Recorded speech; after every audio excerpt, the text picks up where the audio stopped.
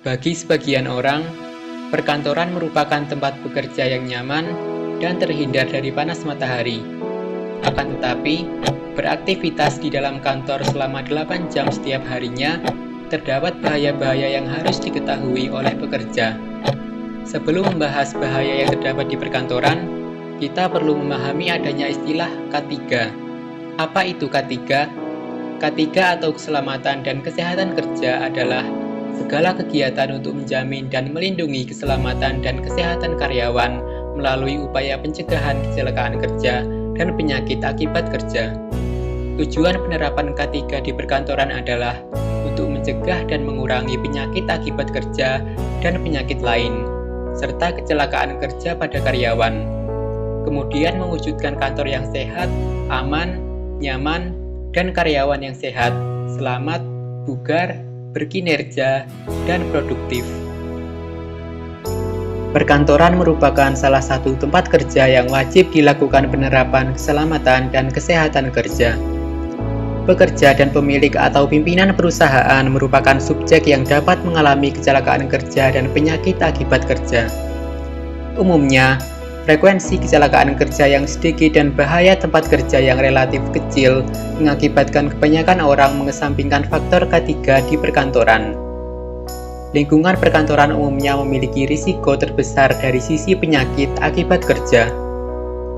Penyakit akibat kerja dapat timbul segera setelah bekerja, serta umumnya terakumulasi dalam waktu yang cukup lama sehingga dapat dikatakan sebagai silent killer yang mengancam sewaktu-waktu. Berdasarkan estimasi Organisasi Buruh Internasional, sebanyak 2,3 juta pekerja meninggal setiap tahun dikarenakan cedera dan penyakit terkait pekerjaan.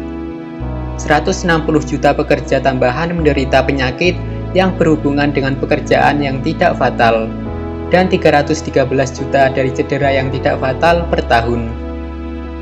Keselamatan dan kesehatan kerja di perkantoran telah diatur dalam Peraturan Menteri Kesehatan Nomor 48 Tahun 2016 tentang Standar Keselamatan dan Kesehatan Kerja.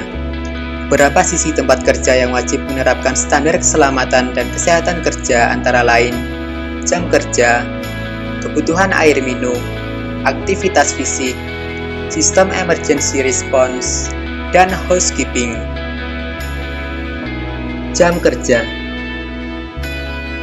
Jam kerja yang telah diatur dalam Undang-Undang Ketenagakerjaan Nomor 13 Tahun 2003 menyebutkan bahwa bekerja maksimal 8 jam kerja sehari dengan 5 hari kerja atau total jam kerja yang dikelompokkan normal yakni 40 jam seminggu. Jam kerja lembur yang diperbolehkan dalam satu hari kerja maksimal 3 jam atau 14 jam dalam seminggu. Jam kerja berlebihan berkaitan dengan beban kerja. Efek akibat beban kerja dapat mengakibatkan stres pada pekerja, menurunkan produktivitas kerja, dan meningkatkan kecelakaan kerja. Kebutuhan air minum. Pekerjaan di kantor dengan lingkungan kerja yang tidak begitu panas membutuhkan asupan cairan antara 2-2,5 liter dalam sehari. Asupan cairan yang baik akan menjaga kesehatan ginjal, mencegah dehidrasi, melancarkan kalori, serta dapat mengontrol kalori. Konsentrasi dan peningkatan produktivitas kerja akan semakin baik dan berimplikasi positif pada tempat kerja. Aktivitas fisik. Kita dianjurkan mengatur pola aktivitas fisik minimal 30 menit sehari atau 2 jam dalam seminggu. Aktivitas fisik yang benar dan tepat yaitu kegiatan yang selain melatih otot-otot tubuh juga meningkatkan hormon endorfin yang dimana tujuan hormon ini membuat rasa bahagia. Sehingga aktivitas fisik yang tepat yakni olahraga dapat menjadikan seseorang menjadi gembira. Sistem emergency response. Sistem emergency response merupakan bagian penting dalam menjaga lingkungan kerja supaya aman dan kondusif ketika menghadapi keadaan darurat, seperti bencana alam maupun bencana sosial. Housekeeping. Housekeeping merupakan penataan atau layout tempat kerja di mana tampilan dan kenyamanan menjadi faktor penting bagi pekerja. Bekerja dengan tumpukan kertas, buruknya pencahayaan, tidak baiknya suhu ruangan, kabel yang berserakan, serta penataan area kerja yang tak nyaman dapat menurunkan produktivitas, peningkatan stres, serta meningkatkan risiko terjadinya kecelakaan kerja.